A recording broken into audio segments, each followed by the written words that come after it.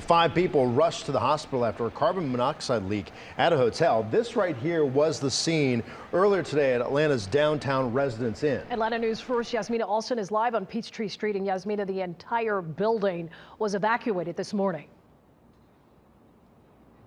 It was, and we do know that 100 of these rooms were occupied, meaning a lot of people had to evacuate very quickly.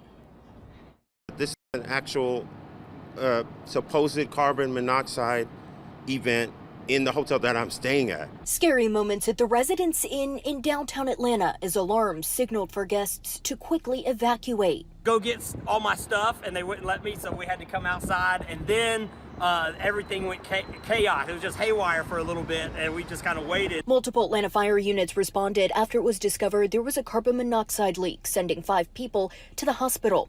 Officials say 3 adults and 2 children were transported, and one of them may have been unconscious at the time. According to fire authorities, initially the children couldn't be woken up, and that's what prompted the 911 call and then the evacuation. By pulling the fire alarm system, the folks inside the building were able to be alerted and come down on their own, a lot of them.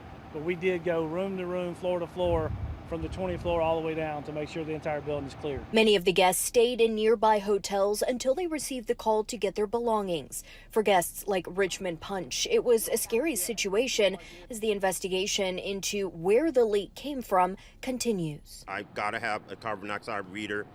You gotta have it wherever you go to travel, because it's no joke, because you can sleep and not wake up.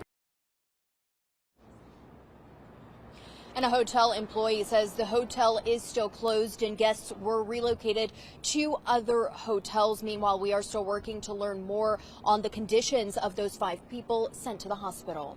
Live in Atlanta, Yasmina Alston, Atlanta News First.